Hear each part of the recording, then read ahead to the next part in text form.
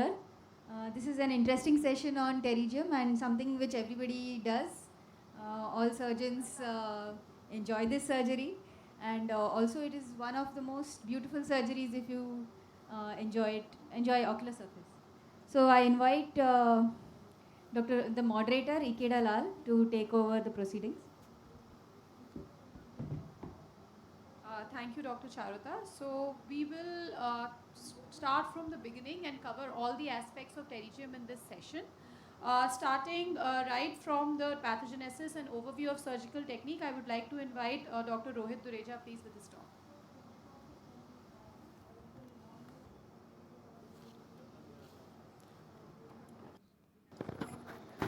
Very good morning to all. First of all, I would like to thank the AIOCMTC Scientific Committee to give me this opportunity. No financial disclosure. So what is pterygium? Pterygium is a benign elastotic degeneration of the subconjunctival tissue which grows over the cornea, and it invades the epithelium and the Bowman's membrane. Normally, it is located in the interpalpebral fissure, either nasally or temporally.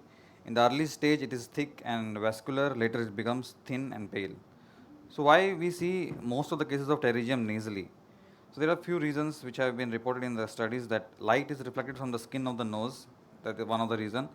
Next, normally the tears are flowing from the temporally to the nasally. So all the collections are on the nasal sides, and there is a more of a vascularity on the nasal side, because there are two anterior ciliary arteries on the nasally and one on the temporally. And the fourth factor is the outer the outer 2/3 of the lashes of the upper lid, they are longer and they are more downward position, which prevents the temporal half of the conjunctiva rather than the nasal part. So these are the four reasons why the pterygium occurs more of the nasal side.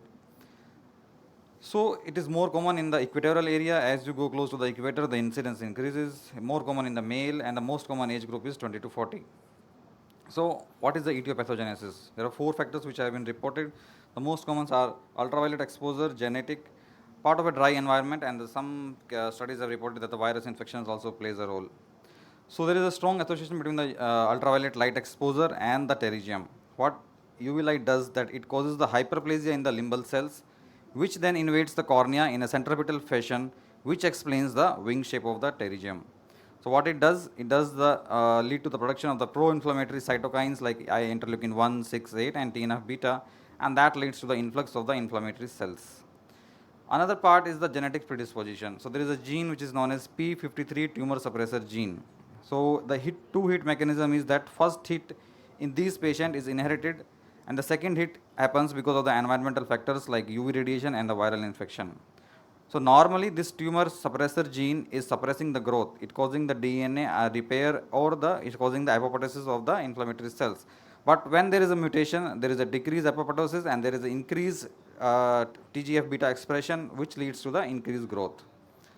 So this is the TAN gradings. He has described that in the three stages, 1, 2, 3. The one is, it depends upon whether you can see the episcleral vessels under the pterygium. If you can see clearly, it is T1. If you are partially visible, then it is T2. If you are not able to see, it is T3. But we usually use the clinical staging, which is the divided into 4 grades. Grade 1, when it just crosses the limbus. Grade 2, when it is exactly midway between the limbus and the pupil. The 3, it reaches up to the pupillary margin. And the grade 4 is when it crosses the pupillary margin. So when you do surgery, when the patient says, I want surgery, please do it. So the first reason is cosmesis. Second thing is, patient is saying that my eye is red since 1 year. So chronic inflammation and irritation and the eye is continuously red, you have to do surgery. Next is when the vision is decreased because of the pterygium is reaching the visual axis, or it is inducing too much of pterygium, astigmatism. What is the main challenge? Recurrence. So there are 4 main techniques which have been described in the literature. First is the simple excision, then simple excision with the use of adjuvants, then the conjunctival autograft, and then the AMG. Simple excision, which is known as the bare sclera technique, where you just cut the pterygium and leave the sclera alone. Quick procedure, very high recurrence rate, up to 80% has been reported. So this is a crime doing the simple excision these days. Next technique is simple excision with the adjuvant treatments. You use mitomycin C or 5-fluorouracil, or you use beta irradiation. And this mitomycin and fluorouracil you can use intraoperatively, you can use postoperatively, but this technique is also abandoned because there is very high risk of Site-threatening complications like scleral melt, corneal melt, infectious scleritis. So this technique also is not being followed these days. And beta radiation also same complication like scleral necrosis at the pterygium site. Most common technique which was described by Kenyon in 1985 is the conjunctival autograft. Most common, most successful technique. Now the issue is from where to take, how to adhere the graft, and what are the recurrence rates. So these are three questions we have to answer. So usually we take from the superior conjunctiva just for the cosmetic purpose, but the studies have been shown that if you take from the lower conjunctiva, the inflammation is less because the lid is not moving. It is not continuously rubbing that raw area when you do pterygium surgery. So ideal is lower, but because of cosmesis we take from upper. Now how will you adhere it? But one indication when you take from lower is the patient who needs glaucoma surgery in the future. So in those patients you have to take from the inferior bulbar conjunctiva. Next question is how you will adhere it. Whether you will sutures, so there are three options: sutures, fibrin glue, autologous blood. Sutures, it requires skills, it is time consuming, it causes post-op discomfort to the patient. So to tackle this, the fibrin glue was introduced. It shortens the surgical time, very quick, less post-op discomfort. Problem is high cost and limited availability, and there is some risk of viral infection which has been described but I have never seen. So what is this tissel glue? So it has two parts, the thin component and the thick component. One is fibrinogen, one is thrombin. So thrombin is the enzyme which converts fibrinogen into fibrin, and that fibrin forms a network, and with the help of that network the autograft adheres with the episcleral tissue. So these are the contents of that glue. You have two blue, two black. You mix the two, the big one, the extreme right, extreme left. They are the powder form.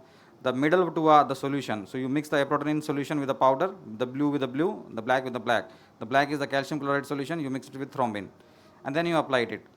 So you can apply it the separate also. You can apply with the Duplojet injector also. I use separate syringe. First I apply the thick component, then I apply the thin component. Usually I keep the thick component over the exposed the pterygium site and the thin component over the graft. So this was a study which compared the fibrin versus glue, and it shows that the fibrin glue, it improves the post-operative discomfort and it reduces the surgical time. Next is the blood. So this has been described that it is a good alternative techniques when the cost is the factor, but there is a high risk of graft detachment post-operatively. Personally, I used it for 1 to 2 years. Out of nearly about 150 cases, I had 10 detachments post-operatively with the blood. Last is the AMG. So when you will AMG, when there is a double pterygium, this is a recurrent pterygium, and with a very large pterygium, in those cases we can use AMG. So what is AMG? It is a two-layer. One is epithelium. It has stroma, and it has anti-scarring, anti-angiogenic, and anti-inflammatory properties also. Reported recurrence rate between 3 to 40%. These are various studies which have shown that up to 3%, 10%. So this is the large, I think the one of the biggest study, it compared 20 RCTs with about 1900 participants, and what it shows that CAG is more effective than amniotic membrane to prevent the pterygium recurrences. Now the Bayer sclera technique versus graft. So Bayer sclera up to 80% recurrences. Using a graft, the recurrences reduces to less than 10%. Now between the CAG or AMG, better to use CAG. So this was the report by American Academy which shows that the Bayer scleral incision has very significant higher recurrence rate than the excision, than the use of conjunctival autograft or the AMG. So this is another technique which was the perfect technique which was described by Dr. Hurst from Australia, pterygium extended removal followed by extended conjunctival transplant, where you do a very extensive dissection to remove the pterygium, and then you took a very large graft from the superior bulbar. The size is almost 15 into 12. Advantages, they have reported very less recurrences, less than 1%, but the main limitation is it's very time consuming and technically very challenging. I have never done it. So this was a there's studies which had 250 eyes and which shows that the recurrence rate was near zero. So the take home message is that it is a benign wing-shaped growth, elastotic degeneration of the supraconjunctival tissue, genetics, UV light exposure and dry environment plays a role. Surgical technique, simple excision not done. Most common technique is CAG or AMG, which you can adhere with fibrin glue, sutures or autologous blood. Thank you so much. Thank you very much for the nice presentation, a very comprehensive overview of the entire pathogenesis and treatment options. I think now the literature is very clear regarding the management of primary pterygium, that the gold standard surgery today is conjunctival auto-excision followed by conjunctival autografting with the use of fibrin glue. Rest all are options, but they are all a subset of the gold standard. Yes, sir. Regarding the primary, the recurrent pterygium yet remains to be solved, and and because of the inherent variation in the cases, how they present, how many times the surgery has been done, where the surgery has been done, what was the initial surgery, those are all variables which have not allowed sort of a standard technique to develop for a recommendation for the management of recurrent pterygium. Yes, sir. However, the evidence suggests that the best technique at present remains the excision of the recurrent pterygium with amniotic membrane grafting, along with the use of mitomycin C. Until proven otherwise, this remains the best option for the management of recurrent pterygium as of today. So thank you very much. Thank you, sir. There is a slide. Sorry. No, I agree with you. I think the use of mitomycin C in this case is very much justified, especially in recurrent cases. I personally also prefer to use mitomycin C where I dilute it myself in a very fleshy pterygium. So in those cases, I do use it, and for only the 40-second duration. Any thoughts on that, Namrata ma'am or Tushar sir? Tushar will be able to. Tushar, when do you use mitomycin? So see, the goal is that if you're yourself doing a patient with primary pterygium, if you are able to recreate the limbal anatomy normally, even if it is fleshy, it will take more time.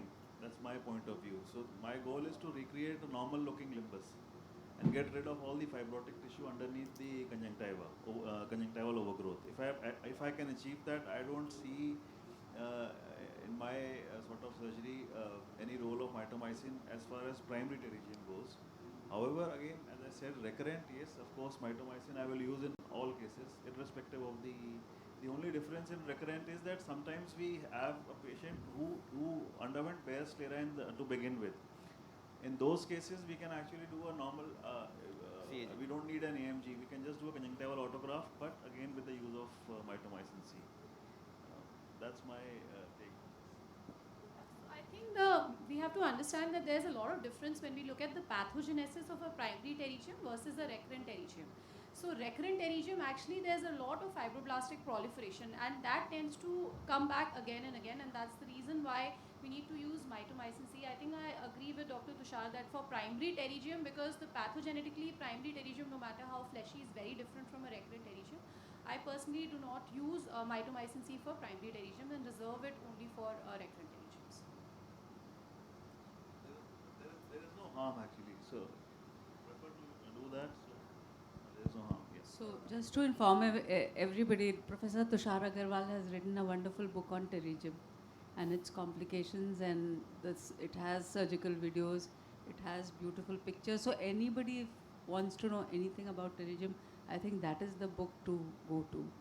So thank you for doing that, Tushar. It was really nice. So my only take is sometimes very harmless looking pterygia are also known to recur from very good hand surgeries also, and that's my take on it. Just to add on to that, the atrophic pterygium as such, they are very they get removed very easily with very minimal effort, and they leave very minimal scarring or tissue to be removed underneath. That's why that's what I said in the beginning. So the fleshy pterygium will require more work to smoothen out the limbal area. That's the only difference I see. But I mean, if you are comfortable, mitomycin C as such now has a long track record. It is used in all cases, almost all cases of trabs and everything. So if used with proper precautions, I don't see any harm if you are comfortable with that. We'll have a slight change in the order of presentations. Professor Namrata Sharma ma'am will be presenting next. She will be presenting on the complications of pterygium surgery. We have 15 minutes each for each talk.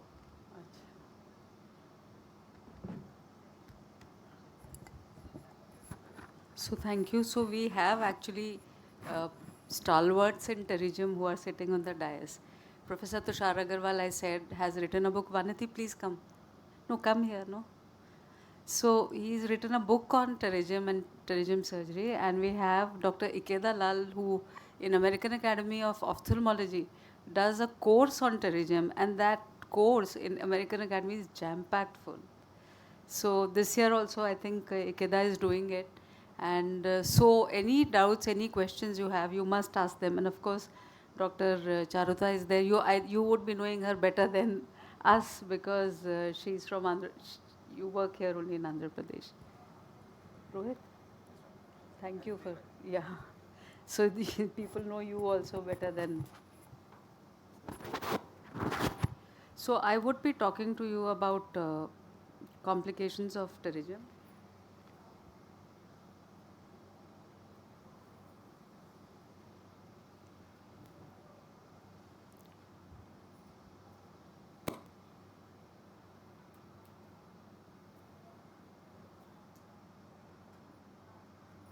It's not coming. You have to put an adapter. No. So everybody is done. How many of you have seen complications of pterygium surgery? So almost everybody has seen complications of pterygium. This is not working. You have an adapter with you? Praful, you have an adapter with you?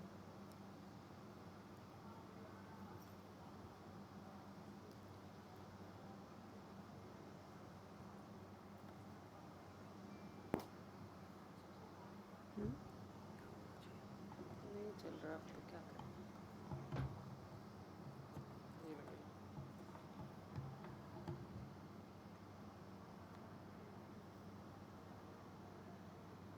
नहीं चल रहा।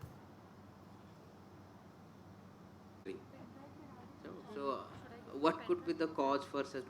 Have you ever come across such scenes where 2-minute MMC lead to so much necrosis of the cornea, and how to approach such cases? I think it was not properly applied, or the concentration used may be higher than the normal, or Actually, it was not properly washed. The patient came to us in casualty. Unfortunately, the Was there surgeon. any I'll put it infiltrate? It was necrosis. It's not infiltrate. When what we see in chemical injury in cornea, those white is infiltrate. There are multiple So patches it's of possible that infiltrate. it was improperly washed or left behind, or the sister has squirted it at the end of the surgery, not knowing that it is Concentration, MMC. because that how they diluted it. What is the That's approach? How to manage such cases? What would be your preferred way to approach I such never cases? used MMC in my life, because I have seen 5 cases of scleral necrosis after pterygium surgery. Even for recurrent pterygium, I use AMG or CAG, whether we have to take from inferior part or the other eye. Just to complete that question, I think best thing would be to keep under serial observation, look at what is this thing. You treat it with amniotic membrane anti-inflammatory. Give it an epithelial cover. We give a lot of steroid and patient Of course, healed with steroids, that. yes. That was our experience. Yes, please.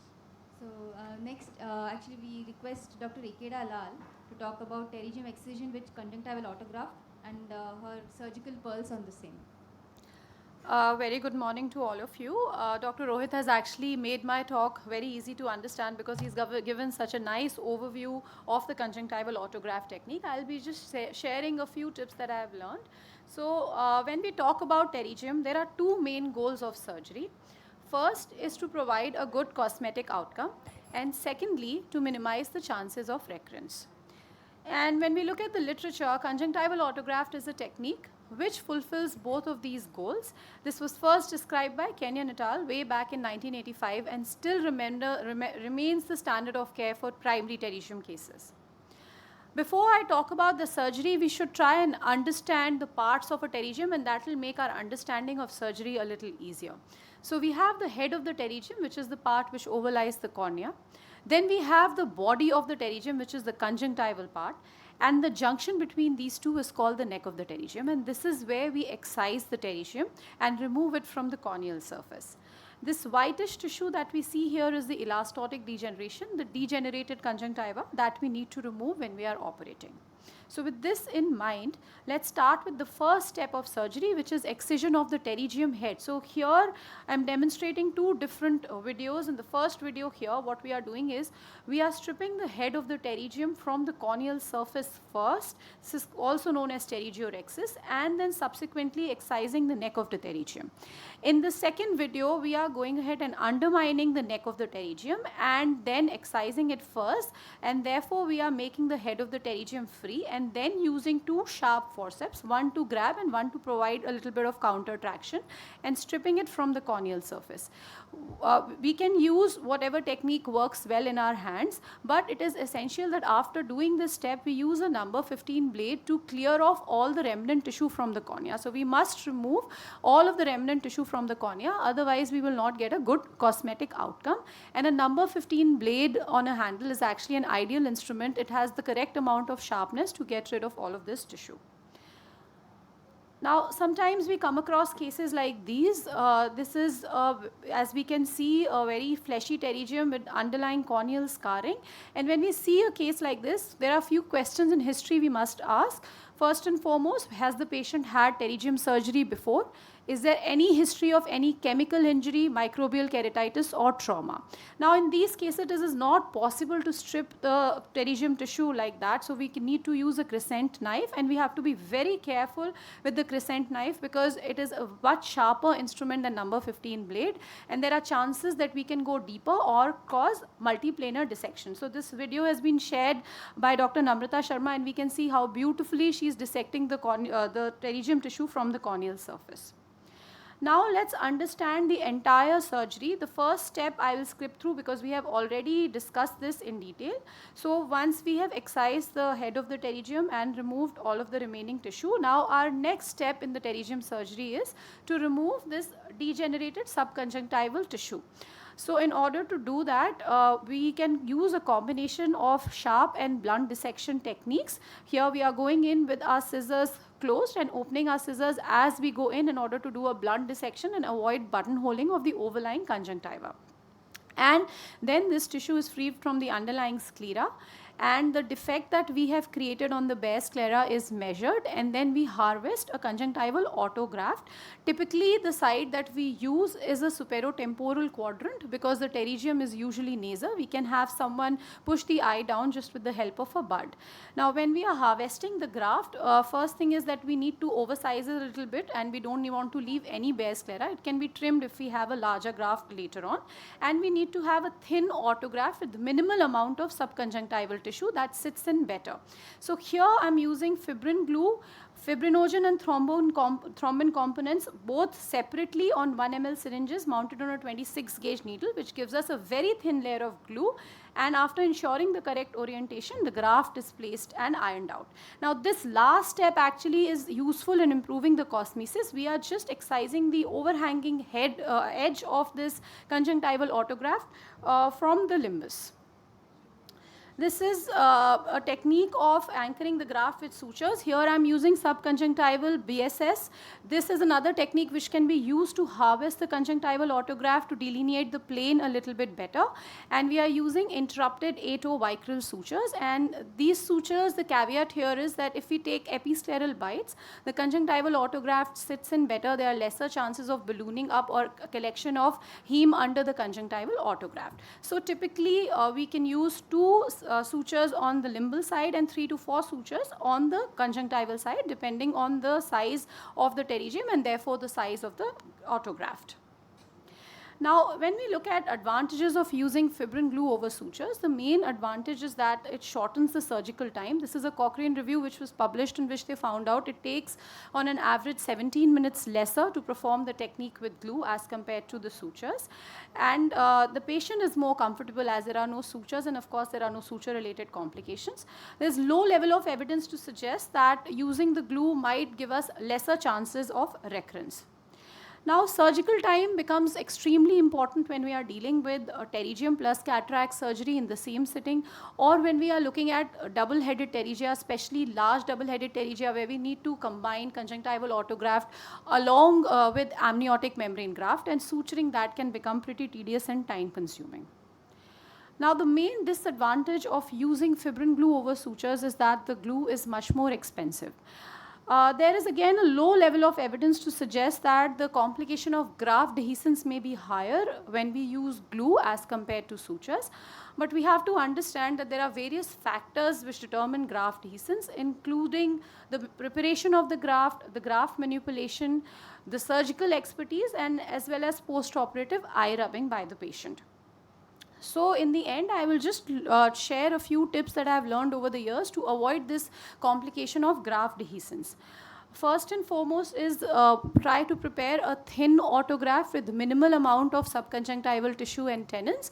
We can either use subconjunctival BSS or lignocaine, or we can directly dissect the graft as well. Whatever works well in your hands is a good technique.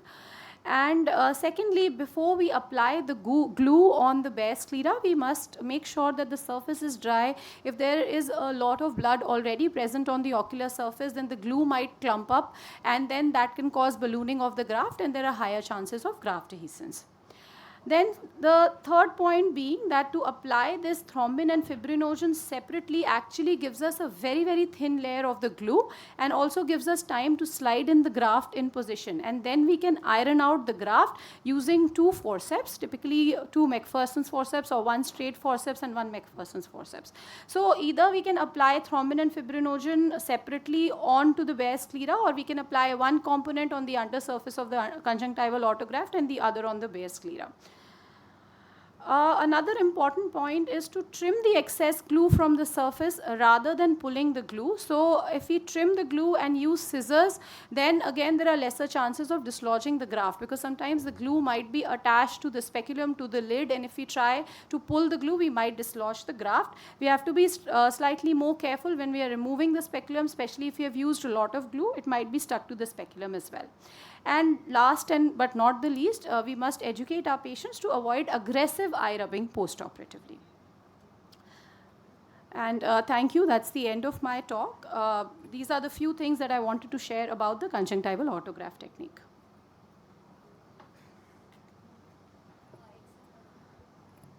Excellent presentation, Dr. Ikeda. So my question to the panelist here is that how finicky are you about having absolute no bleeding base versus a little bit of minimal bleed? So I'm quite fastidious about creating a very smooth looking limbal area and the cornea. So I spend a lot of time on that. And regarding the avascularity or the stoppage of bleeders, yeah, it's very important, but at the same time, I'd rather not overdo the cauterization on the scleral bed. That's the thing. If I'm using autologous blood to attach the graft, then a dry bed is more important than when you are using glue. The glue itself also creates some amount of hemostasis. So I do cautery in a very in great moderation. Only the pinpoint or the large, the obviously visible bleeders I try to cauterize. I don't.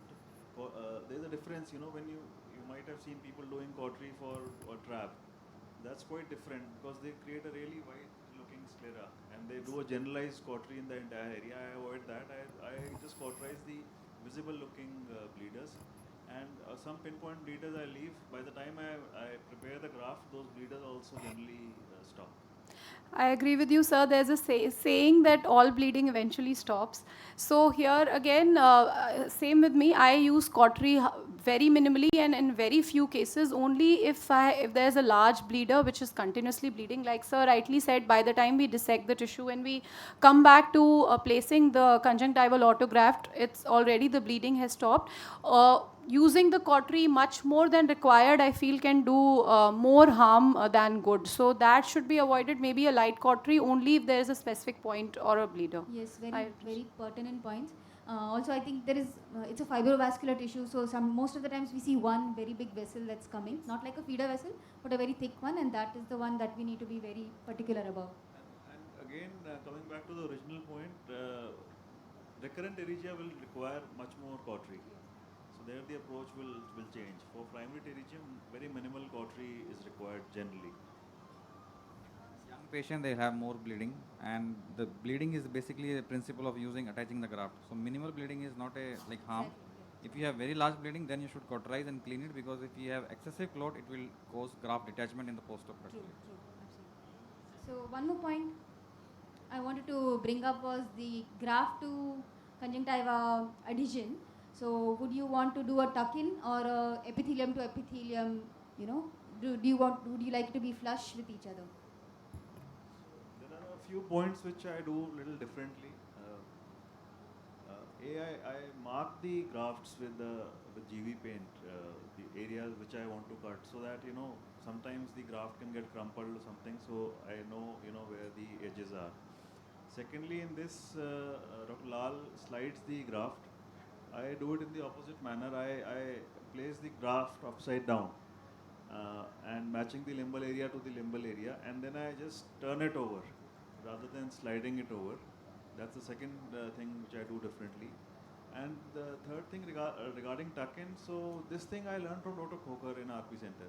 So I use a limbs, tooth end of a limbs to crimp the edges. So it's sort of a mixture of in the olden days when we used to do ECC and we used to sort of close the conjunctiva with the cautery. So it sort of works like that you crimp, you take a limbs forceps and crimp the edges all along. So just make multiple sort of holds on the graft and the host. So it helps to sort of adhere the two edges. And lastly, especially when I'm teaching pterygium surgery, I always tell my residents that my first priority is to attach the distal edge first, then the two horizontal edges, and lastly the limbal edge. Because the time is short, you can gain some time by separating the two components. So typically I use thrombin on the scleral side. The mnemonic to remember is ST. So on the scleral side I use thrombin, which is the thinner component, and on the under surface of because remember my graft is upside down, so I use the fibrin part on the underside of the graft, so that by the time you apply the graft, because you have only about 15 odd seconds. Now they have fibrin, this TCL people have stopped making this. There used to be two varieties of TCL. One was the slow polymerization, and one was the fast. We used to prefer the slow polymerization variant, but now it has been stopped since I think 5-6 years now. So you have only about 10 or 15 seconds where you can sort of position the graft. So if you separate the two components, you gain a few critical extra seconds.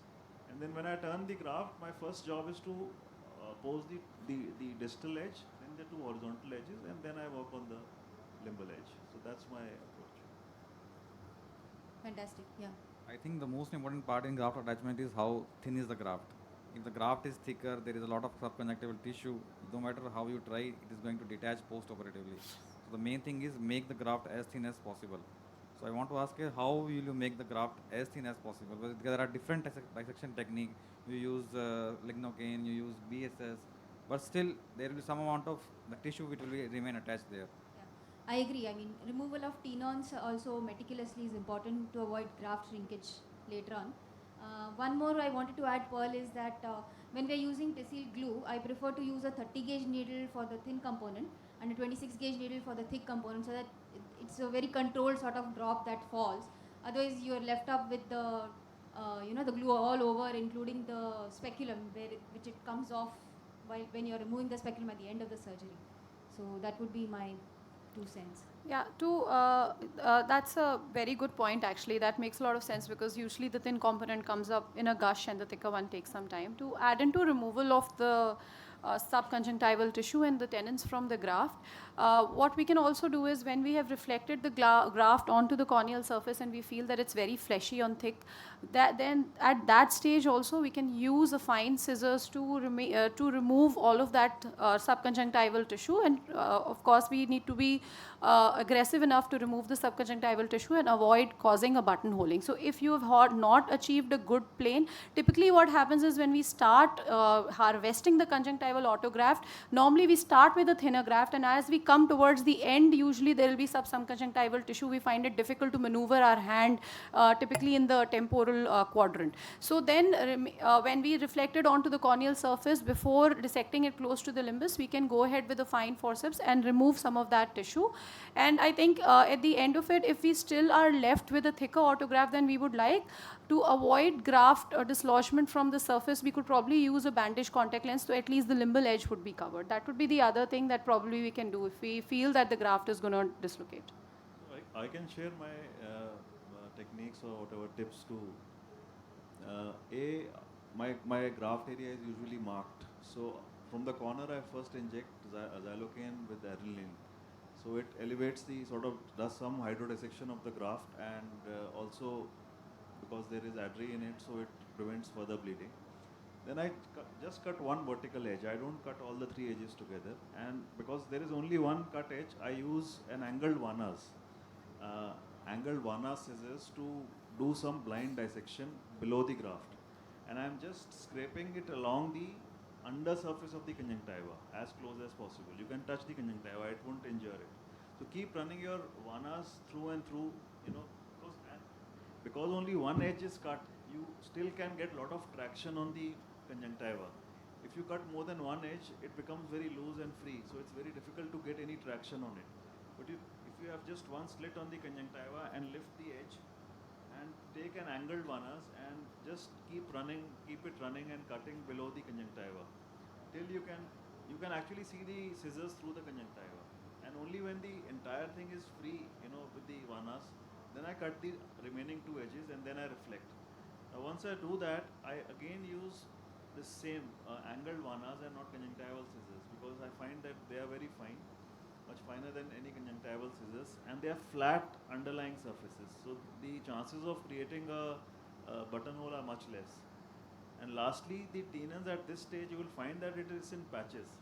And a way to determine that whether I have removed enough or a requisite amount of tenons is that wherever there is tenons, the graft will tend to remain constricted or collected together. As you pick up small pieces of tenons and cut it flush with the conjunctiva, you will find that the graft sort of expands there. And you keep doing that, that white colored tenons is visible on the conjunctiva, and you keep doing that till your patience runs out, or till the, basically you want to see the graft opening, expanding. The more tenons you remove, more you will, that elasticity from the tenons will be gone, that pulling effect of the tenons is gone, and you can see the graft expanding. And once the graft is very loose, and you can see it visibly. That is my end point of dissection. If I sometimes I do get a buttonhole, I would normally not continue. I mean, with the dissection, because one buttonhole is okay, but not because it can extend and then you can destroy your graft. So that's my approach. For all the conjunctival dissection in this, I use vana scissors. So I use straight vanas to create the first cut, the slit which I said. Then I use the angled vanas to dissect below the graft and in a closed setting. And once I reflect, I use a combination of curved vanas and angled vanas. Wonderful. Do you prefer to use, how do you polish the subepithelial or the fibrosis on the corneal surface?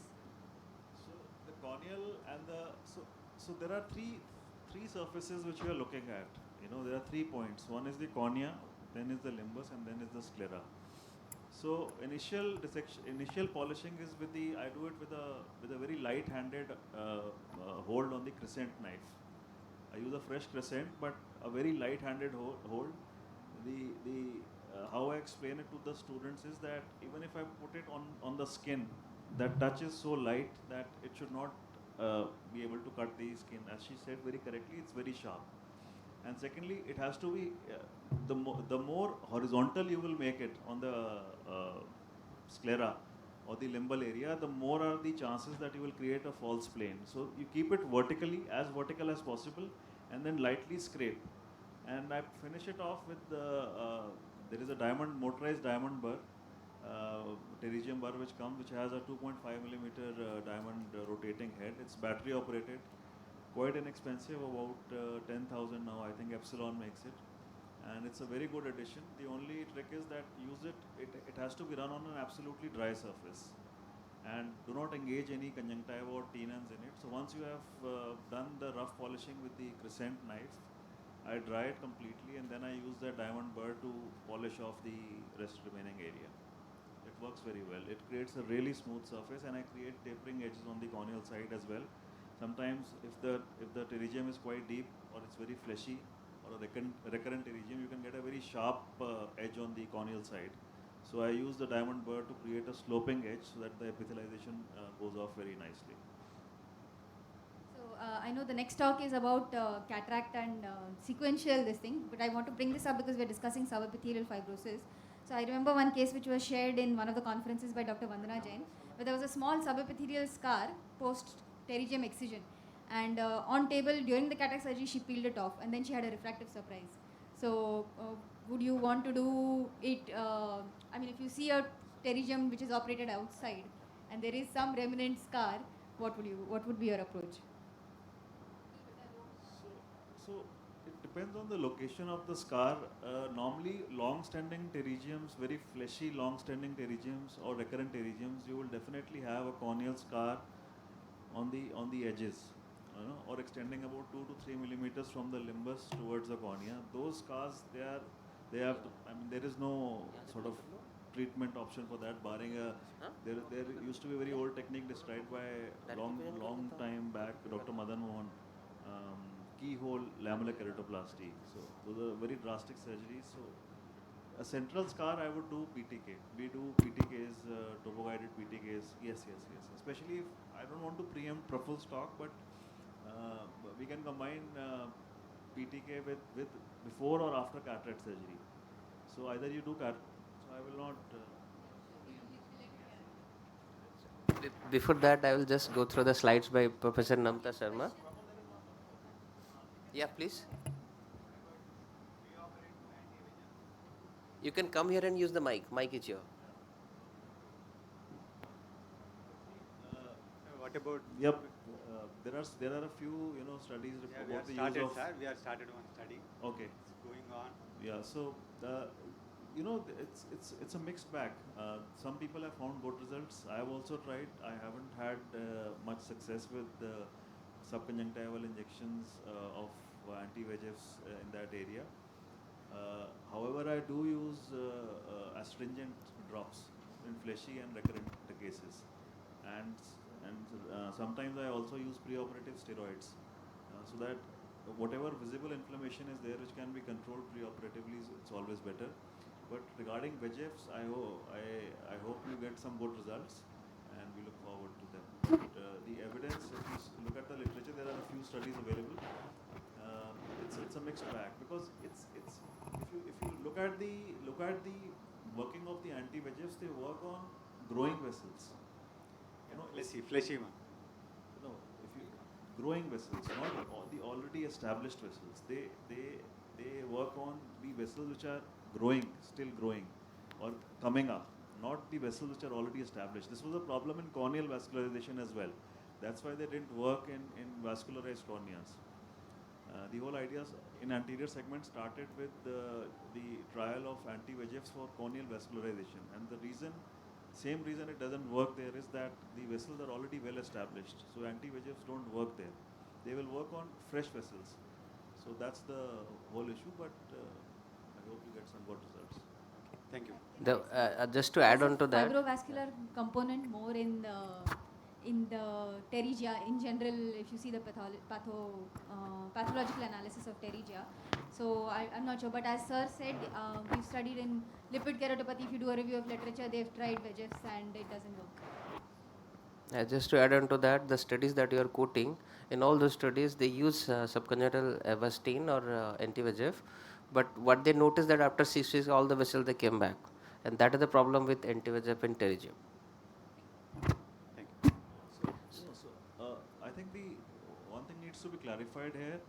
Are we looking at making the surgery easy, or are we looking at prevention of recurrence? Because there are two different things you would like to remove the vessels. The second part, as Praful said, it has no role after 6 weeks. So you give it, you don't give it, everything comes back to baseline after 6 to 8 weeks. The only question remains whether does it make my surgery easier? Because if you have operated recurrent, especially patients who have been operated twice or thrice or even more, we have done cases who have been operated 5 times. There the bleeding is really bad, you can't see anything. So does it help you there? That's the question if someone can answer. Prevention of recurrence is better than easy of surgery. See, prevention means recurrence. See, again, if you're talking about primary pterygium, the problem has already been solved. We don't need to re-research it. the recurrence rate with conjunctival autografting with fibrin glue is less than 4% now. And so that is an acceptable rate. You can work, and that is across various groups. So it's replicable and it's established now. So 96% of people will not have recurrence. So if you want to further improve on that 4% subset, that's fine. But that problem, as far as I am concerned, is solved. Recurrent pterygium, yes, it is unsolved. It remains to be established, which is the best method, how to do it well. Just to make the surgery easy, we can use alpha-gal drop Yes. as we use in therapeutic PK. So that makes the bleeding very less. And the recurrence, the pathogenesis is not the vessels. It is the epithelial, that the stem cells which have becomes the mesenchymal stem cells, and they are proliferating because of more fibroblasts. I don't think anti-VEGF will help in preventing the recurrences. They're more of a fibroblastic thing. So there are a few major heads why recurrence occurs. One is the inflammation, post-op inflammation. So as Dr. Lal said, there is low-level evidence, but it's there that why sutures have more recurrences, that sutures induce more inflammation. In fact, going beyond glue and sutures, we did a study comparing autologous blood and glue. And autologous blood actually showed significantly less inflammation compared to use of glue. Because glue is an external product, it's a third-party product. It's made from someone else's blood. And when you use autologous blood, you're using the patient's own blood. And we found significantly less recurrence. We postulated that it might actually reduce recurrence in future also. So in the inflammation which is you are inducing at the time of surgery is a major risk factor for future recurrence. How well you manage your limbal anatomy is actually the number one factor. If you recreate the limbal anatomy normally, if you get rid of all the underlying tissue, she showed very nicely how she removed that fibrotic tissue which is there underneath the conjunctiva. You have to remove it all around. In fact, going below the conjunctiva. If you do all those things, the chances of recurrence are minimized. Can we have Dr. Praful Marana's talk now? So thank you everyone. So I'll just run through the slides by Professor Namta Sharma. She was supposed to take this talk, but I think she had to go for inauguration. So complication of pterygium surgery. The complication may occur intraoperatively, like bleeding or deep dissection, thinning, excessive cauterization, perforation, all this, even canalicular damage when we are operating extensive pterygiums.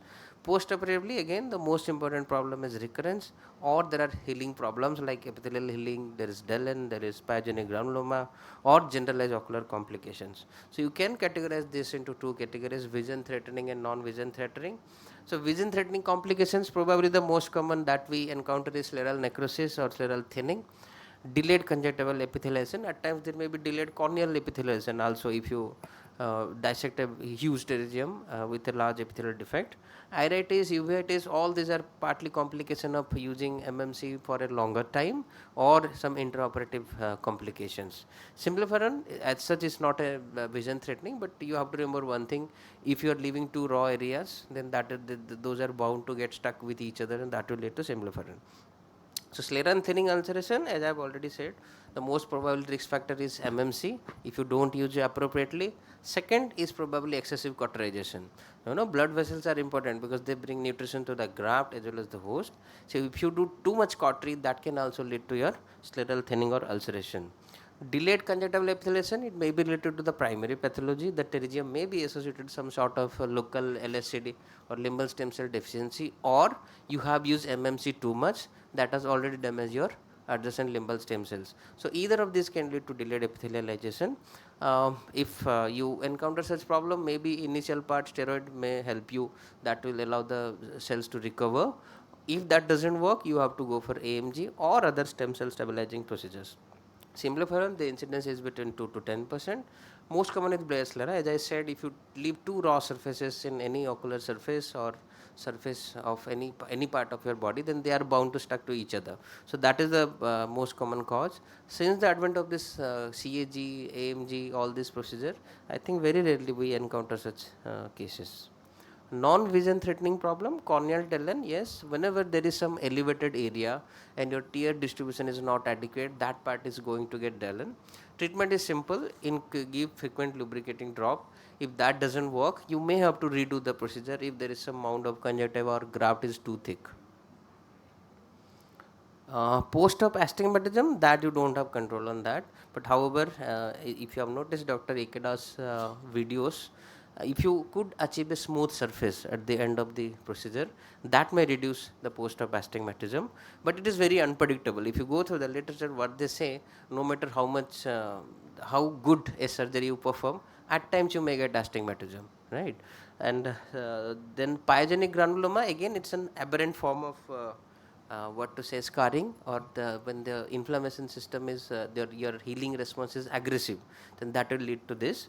Treatment is simple, go for steroids. If it is too large and not responding to steroid, again you will have to rely on AMG. Then recurrency, these are the all non-vision threatening complication. Graft related complication, like graft inflammation, graft contracture, retraction, that's why always try to ensure that your graft sizing is appropriate. Graft adhesions, especially more common if you don't use fibrin glue and use simple your blood to attach the graft, and the patient is not advised properly about the post-op care, the patient may rub the eye, then you can get that. Graft edema can occur. Remember, even though it is an autologous graft, but it takes some time for it to be attached to that host site. So during that process there may be some edema. Again you can increase steroid and that will take care of that.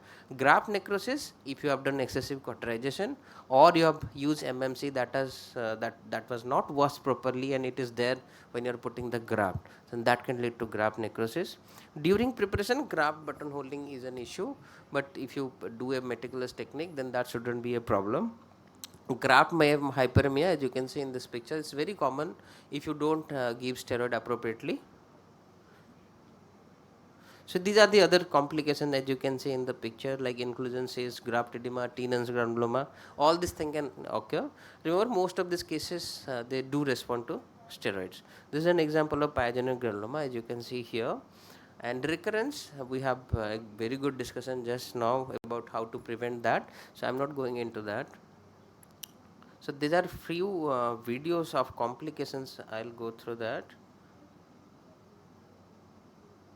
So this was a case where there was because of recurrent pterygium surgery, you can see there is a corneal thinning there, and almost it's like a desmatocyst. In all these cases, you have to again redo the procedure, excise the conjunctival tissue, and you have to have a cornea backup. Here again, I think Dr. Namta Sharma is trying. What she is trying to do is trying to do a dissection very carefully, or else this may perforate or rupture during the surgery. Once you remove all the fibrosed recurrent conjunctival growth, you can put a corneal graft. So this was the post-op picture of the same patient. Scleral necrosis, yes, we get a lot of cases of scleral necrosis referred to RP center, and the primary cause is either you have applied too much MMC or too much cautery.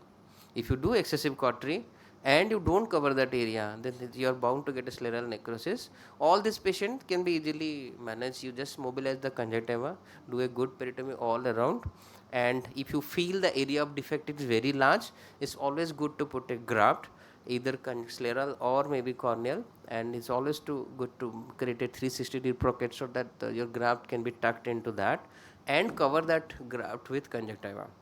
If the area is small, even you simply can mobilize the conjunctiva and advance it and close it. That will also work. So this is probably the important complication that we often come across, surgically induced necrotizing scleritis. The exact cause is not known, but there are several hypotheses. The patient may be having some connective tissue disorders, or infection could be a cause. What I feel, again, if you use MMC inappropriately or you do excessive cautery, that also can lead to this. Management, again, give steroid and lubricating drop. Remember, this is this scleritis is not it's primarily due to inflammation. So steroid has a role to play. If the area of defect is very large, again you will have to go for AMG or some sort of corneal grafting.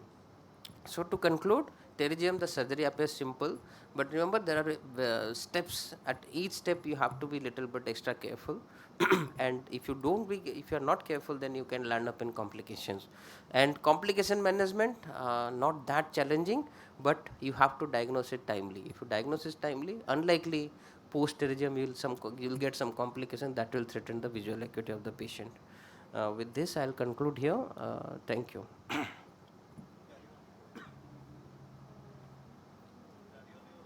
can continue with the second talk.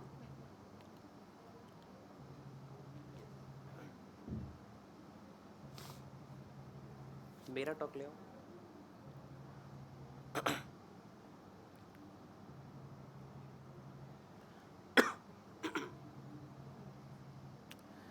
So again, good morning everyone. So I'll be speaking on cataract surgery in pterygium.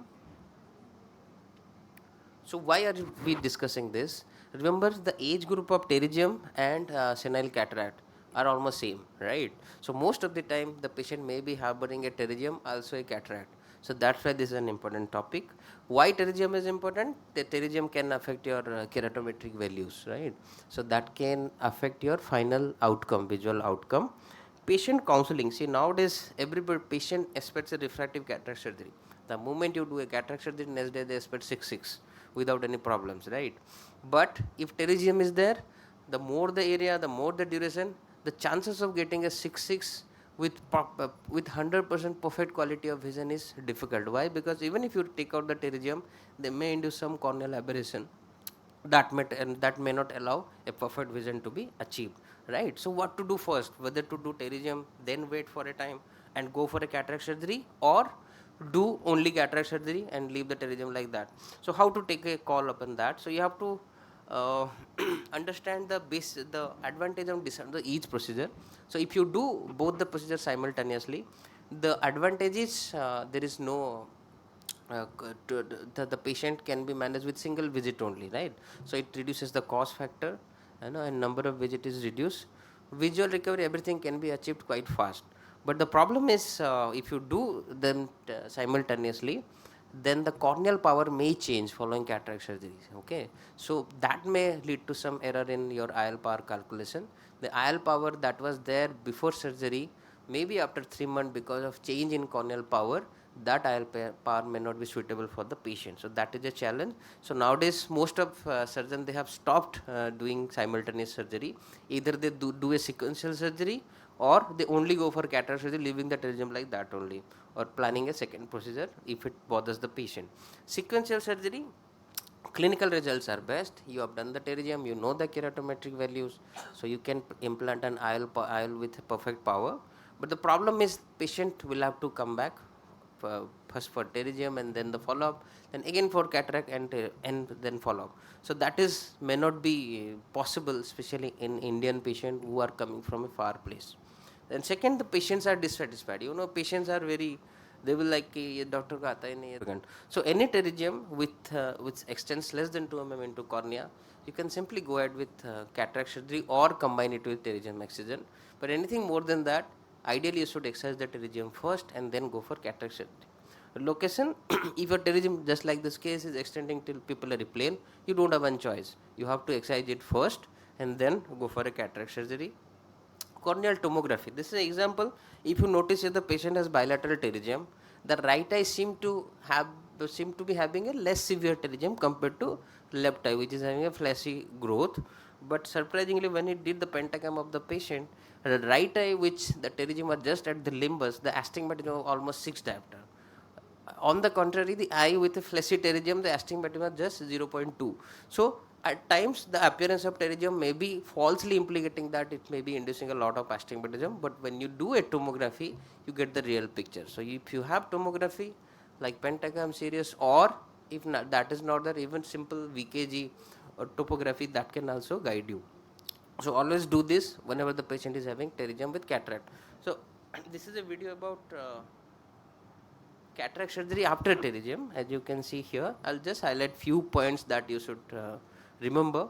So as you can see, the surface is hazy. Why? Because it was a pterygium. The patient had all the risk factor of ocular surface damage, right? So the patient had a poor ocular surface and the visibility was not that good. So that factor you must remember while doing surgery. All these cases you should stay in the capsule. So you should stay in the capsule because of the corneal haze may not allow you to do a perfect rhexis. Rhexis forceps should be used. Whenever there is corneal haze, the ideal method is using a rhexis forceps. So once your rhexis is done, hydrodissection is very important because the scattering of cornea won't allow you to get that fine focus. Okay, so the nucleus must be rotating freely. While doing chopping, you have to be a little bit careful. You have to remember that the depth perception in patients with corneal haze is not that accurate. You may be thinking PC is quite anterior, but actually it may be posterior, or it may be thinking my PC is quite bent, but it may be quite anterior. So you have to remember that and use a frequent viscoelastic to avoid that glare part. Rest of the procedure is same. If the patient is having toricity, you can go for a toric IOL, or you can simply get away with a simple monofocal IOL. This is another video, and this surgery is not by me. This is by one of my resident, and she is sitting here, Dr. Aditi. So you can see there was a case of cataract with pterygium. But the pterygium, as you can see here, it had a lot of scar, and it looked like an atrophic pterygium and without any activity. So the decision was to go ahead with cataract only without disrupting the pterygium part. And what I wanted to highlight, she did rhexis with the 20 scissors keratome. Ideally, we don't recommend that in corneal haze, but you should always go for the technique that you are comfortable with. Okay, if you are comfortable with that technique, you can simply get away with the cataract surgery. And if you compare this cornea with the previous cornea, following surgery there was a lot of corneal haze in that cornea, but here, since the pterygium has not been disrupted, the area that is clear, that gives you a clear view, right? Except the pterygium part, rest of the cornea is absolutely clear. So these are the few things that you should remember while doing cataract surgery with pterygium or with excised pterygium, and go for the technique that you follow best. And patient counseling is very vital. Even if you are doing a sequential, please counsel them. There may be some error. Maybe after 3 months, maybe after 6 months. The patient has to understand that. With this, I will conclude here. Thank you very much. Lovely talk and excellent videos and discussion points. So I want to ask Dr. Tushar, would you have operated on that last pterygium? So, it's pointless to preempt, what kind of astigmatism the pterygium is causing. Half the studies will say that it causes steepening, the other half says that it causes flattening. So what I go by is that as he said, that visually you can't assess properly, that how much is the astigmatism is or how much is the contribution. So you look at the asymmetry in the two eyes. So that will give you very good indication. If the other eye doesn't have pterygium and has 0.5 diopter astigmatism, and this eye has a pterygium and has a 3 diopter astigmatism, you can be pretty sure that the pterygium itself is causing the astigmatism. That is one. Second, my own cutoff is about 1.5 diopters. If the astigmatism, so there are two assessments which you have to make. A, whether as a surgeon you need that pterygium to be out or not. And B, what is the need of the patient. The patient may or may not want the pterygium surgery. He or she might say that yeah, it has been there and it doesn't bother me at all. It is asymptomatic. So in that particular case, I need to decide as a surgeon whether it is going to affect my outcome or not. And my personal cutoff is 1.5 diopters. So once astigmatism is less than 1.5 diopters in a patient with cataract, the decision whether to remove the pterygium depends on the patient's needs. If the astigmatism is more than 1.5 diopters, then it falls in my zone. Then I know my outcome is going to be affected by the pterygium. Then I make the assessment whether I can attribute that astigmatism to pterygium or not. If I can do that, then I'll do the pterygium, the surgery first, and then subsequently do the cataract surgery. Because the outcomes are definitely but the only problem is, and it's a big challenge, that the patient has to wait for at least 2 to 3 months for the surface to stabilize. And even then, toric and all is quite difficult because the power, you will not be able to get that amount of accuracy. So that's my approach. 1.5 diopters or less, I can do simultaneous surgery. I can remove the pterygium. I can leave it there. I mean, I'll do one surgery if the astigmatism is less than 1.5. I'll remove the pterygium if the patient wants it. If he or she doesn't want it, I might just leave it there. But more than 1.5, I have to decide. Just to extend that point, that second patient was a community patient. Basically, this patient now they are brought to RP center for once only, and you are not sure about their follow up. So the patients where you are not sure the patient will follow up with you. So I think it's not a good idea to create a big epithelial defect along with cataract surgery when you are not sure about the post-op care. If you are sure about the post-op care, yes, as sir said, if it is causing less than 1.5 or few people consider it is 1.8, then go ahead with cataract and then remove that pterygium. But if you are not sure about the patient follow-up, simply do cataract surgery. That will definitely benefit the patient. Other thing which I have done in the past is that I overcorrect these patients with the primary pterygium and all, and especially if they are involving the central axis, and then once everything is settled, I do a PTK over that. So it takes care of the residual astigmatism, it takes care of the surface, and it works quite well. Again, but 2 surgeries, and those are to be gapped by at least 6 months. So it's easier said than done, especially in senior citizens, getting them again and again. So, but if someone understands it, it's a good choice. I wanted to share one point because you were talking about patient expectations.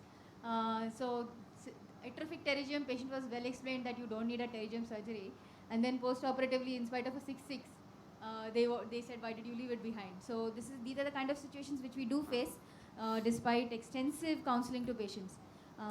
If No, one has to understand literature. You know the literature, and patient is not bothered about literature or evidence. No, They are bothered about cosmesis and vision. no, So you. yeah, and never either leave anything or remove anything without asking. Yes. I know Professor Dr. Detyal actually removed some growth on the eye. I remember a long time back he did a cataract surgery and there was some kind of mole or something on the conjunctival area and he just removed it. And he was telling me that the patient was so angry that that was from my birth and it was not supposed to be touched and who asked you to touch it. So never remove anything from the eye or leave anything in the eye. Be very so don't touch it. So I'm very skeptical about removing anything extra, which I haven't spoken after that incident. But I think with this, it was a nice, interesting session, and thank you very much for coming in the morning. And thank you very Thank much you, to all the everyone. speakers and the audience. And I think now the next session people can take over. Thank you.